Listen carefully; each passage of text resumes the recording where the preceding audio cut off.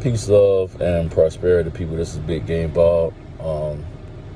Just coming to record a short video where I would like to discuss some of the things that have transpired in our country as of late relative to our movement culturally as African people here, some of our struggles, and some of my thoughts relative to what we can do moving forward, what we should do moving forward. And I'm open to anybody who would like to have this conversation. So that's one thing about me. So I'm not going to be closed-minded at all. But these are some of my thoughts. Let's first point out the fact that it is a beautiful movement going on with folks that are coming together, whether it be white, black, and globally from other countries and everything, to support a cause that should have been supported a long time ago. But it's a beautiful thing that is being supported now and is being championed in the way that it is, and that even white Americans are starting to see and understand the injustice that we've dealt with for hundreds of years at this point, and definitely over the last 100 years from police departments and otherwise.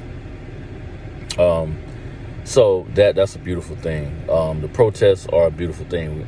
I do believe that we need to stay away from some of the situations where there's rioting going on, because the minute we walk in that area, we're subject to be arrested, and we can't afford for us to be arrested. There's been over 9,000 arrests since this began. My assumption is most of that, or half of that, probably been African American people being arrested. We can't afford that. We're 12.1% of the population. So you do the math. If you're the lowest number, you have 12% out of every 100 people look like you, and you're being arrested at a higher rate, at 5 times the rate of white people. So you're already at a deficit. We can't afford to run around and get arrested and get criminal records and things like that, or go to prison even. We can't afford it at this point. So we need to keep our young people out of jail and able to grow and teach them and train them and let them know what they need to do moving forward, because we're going to need them. They're going to carry us. And if you look on, anytime you see a lot of the protesting and movements, it's going to be championed and may happen by the young people. We need them, and we don't need them in jail. So please, young people, man, y'all stay away from any situation where it look like it's going to be crazy or riot or anything like that. Man, move away, because when the police move in, they grabbing you first. Trust me. A white person can start it, but they grabbing everything black, and they're going to arrest you. You can guarantee yourself that. So, that's something we're dealing with, but we got to make sure we stay away from that. A lot of people ask, like, why does America hate us, or why do white people hate us? And I want people to understand that this did not come from a position of them wanting to hate you or not liking you. It's not about that. It's all financial. You're subjugated because they want to make money off of you. You were enslaved because they saw a way to gain financially from it. Then they turn around and told you you're less than them. Why? For them to justify enslaving you. Not because they hated you. It's about money, right? Understand that. I tell people all the time, and people ask me, well, I'll say I'm not black. And they're like, why would you say that? Because I'm not. Look at my skin. It's clearly brown. I'm not going to run around saying I'm black because the white man taught me to say that I was black. I know better than that, right? I understand that the creation of race, when they talk about black and separating people with black and white and so on and so forth, wasn't even a thing until the 1700s. We didn't do that. We weren't in Africa saying, oh, you black, you white, you this and that. We didn't do that. We didn't classify ourselves. We were Africans. That's it. We didn't classify between black and white, which they do now. Of course, anywhere the Europeans have colonized or whatever, colonial Europeans, that concept came from them, of black versus white and so on and so forth, to create races, to put you in a pecking order. Right? So why would I accept that? So understand, it's not about hate, it's about finance, it's about money. All right, most things when you deal with the European is about money. Okay, always remember that. All right, so what do we do? How do we move forward? Okay, what can we do to affect change, and so on and so forth? I see a lot of folks are speaking about boycotting things, not participating, and that's my message today to everybody. We want to affect real change in this country. We have their attention right now. We have their attention. They're paying attention right now. If you are a sports fan or whatever the case is, Man, if you watch your team goes up by 20, you don't want them to take their foot off the gas. You want them to smash the other team, because we know when you let up, the other team gets life and they come back. Well, right now, we up 30. Today, right now, we're up 30 as far as this whole movement goes, with people paying attention and things like that. Folks are recognizing what we're talking about, and they're recognizing some of the injustices and things like that we've dealt with. So now we have an opportunity to keep our foot on the gas. How do we do that? It ain't by tearing up the neighborhood. It ain't by tearing up stores. Let them keep their stores. We got a much better and broader idea than that. We don't have to do that. Understand how companies and this country circulates money. You have many gigantic corporations in this country that depend on your dollar. You know, African American people in this country spend more than anybody else. We love to spend. We love to buy. That's fine. We hate to buy from each other, which is a whole nother story, but we love to spend money. We love to buy. So because we love to spend money, we love to buy, they depend on that dollar that we're going to circulate out there buying their products. It's June. We're looking at the next couple holidays. You got July 4th coming up, a big holiday in America, right? My message to you is do not participate, right? Don't go out and buy the red, white, and blue bikini or shorts to go to the beach, which you probably ain't doing that anyway because of COVID. But don't buy any of that. Don't go out and spend money buying ribs and chicken and things like that from your supermarkets, from the Walmarts and so on and so forth, to put on the grill and celebrate a holiday that have nothing to do with us in the first place. Do not participate. Okay, that's number one message. Do not participate. We want nothing to do with it. Hold your money in your pocket, man. Keep that money that you were going to spend on that stuff. Let them feel that. Do not buy fireworks. Do not spend a dime on fireworks. Do not participate. Keep that money in your pocket. Trust me, they will feel the hit of us not participating in what they got going on. They make a lot of money during holidays. That's why you see holidays are marketed. Every holiday you see has a theme associated with it, where each store participates in putting out all those theme-related items to make money. Do not participate. Okay? Now, the next time we have Thanksgiving rolling around in November, we have to, like I said, we have to keep our foot on the gas. Do not let up. I don't care if we've been protesting now, but now is the time to shift gears and make sure that going forward, we're not letting up. And we do that with our money, with our capital is how we do it. So when Thanksgiving comes around, man, do not buy a turkey. Trust me, during the course of the year, butterball turkeys ain't flying off the shelf.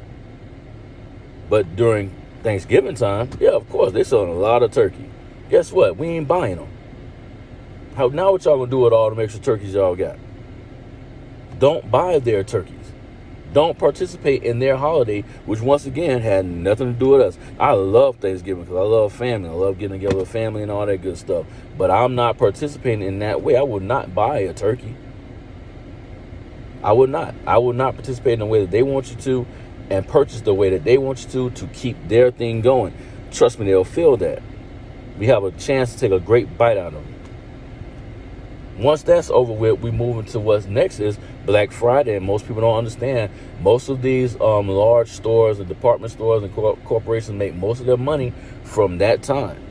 During the Black Friday event up until Christmas and right after is when they make the bulk of their money. We can hit them so hard if we decide to hold ours, to not spend. Do not go to Amazon and order anything for Black Friday. Do not go to Walmart.com and order anything for Black Friday. Target and order anything for Black Friday. Nowhere. Do not purchase anything for Black Friday. Of course, we know we want to, and as black people, I mean, we're so stigmatized. We want to make sure we're getting our kids something for Christmas, which is the most unimportant thing in the world. But we have made it such a priority when it's not. It means nothing in the grand scheme of things. We feel embarrassment if we can't buy our kids something for Christmas or we don't get them nothing for Christmas. Trust me, it's not the end of the world, and it don't mean nothing at all. We can hold our money, refuse to participate in what they have going on. Do not buy from any of their conglomerates and keep our money in our pocket. And trust me, they'll feel the burn. So the question is, okay, so how does that affect change, right? How does keeping our money in our pocket and not purchasing from the larger corporations in this country keep them or affect change in any way?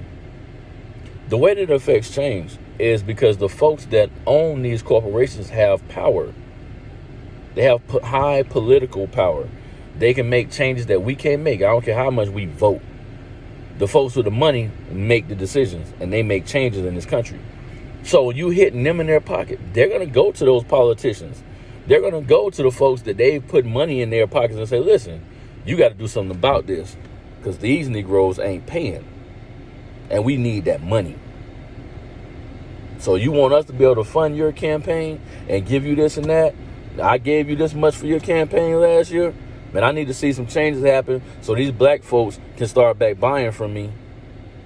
Because believe me, those corporations don't care what color you is. All they care about is the dollar. That's it. And this country is built on that. So don't fool yourself and think it's a black and white thing. It's about money. That's all it's about. So what do? We do not participate. I'm saying do not participate in any holidays going forward. Any of the themes that they're pushing, we don't participate. We don't buy. We ain't on it.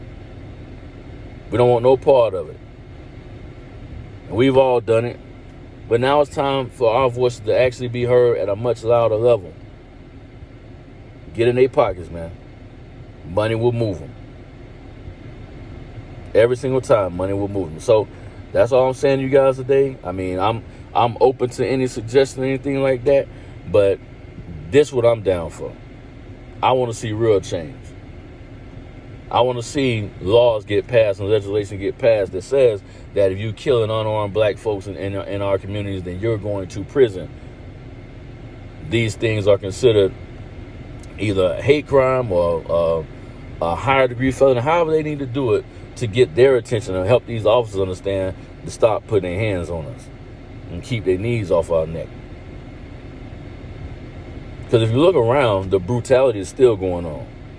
Throughout all the protesting, throughout all the rioting, police are still brutalizing people. Understand? Police don't just brutalize black people. They brutalize all people. They just kill black people. That's the only difference. They kill us. They kill us. And people ask, well, why does that happen? Why are they killing black people? Listen, you got to understand something. We do not have a connection to our mother continent. We are people without a home, for the most part. All right? The police will not kill 3 Jews in a month because they're going to have to answer to Israel. Trump will be sitting there having a meeting and answering questions why the police in America are killing Jews. All right? The police will not kill 3 Japanese guys in a month because they'll have to answer to Japan. They won't kill 3 Chinamen. That won't happen. Okay? But when they kill black people in this country or Africans in this country, nobody says nothing. Nobody comes to our defense. We don't have a connection to our mother continent, which we need to get close to. But we don't have that. So we don't have that someone to say, hey, what are you doing to our people over there? That don't happen. So we got to get it to a point where they understand that when you put your hands on us, it's a problem. You're going to lose your job. You're going to go to jail. You're going to lose some money. It's a problem. It got to cost them something to put their hands on us or point their guns at us. It got to cost something. So if it costs them nothing, they'll continue to do it. That's why it's so rampant. Our first step is to make them understand we ain't standing for it no more. We won't participate in nothing y'all got. So I'll leave you with that, folks. Do not participate. Do not participate. Big Game signing off.